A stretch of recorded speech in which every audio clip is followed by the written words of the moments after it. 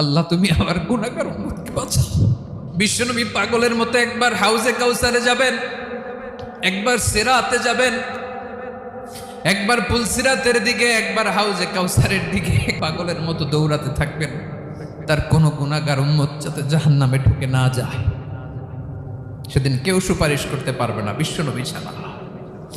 কিয়ামতের ময়দানে ওই বিভীষিকাময় সময়ে মুসিবতের কালে মানুষগুলো পাগল হয়ে বিশ্বনবীকে খুঁজতে আরম্ভ করবে।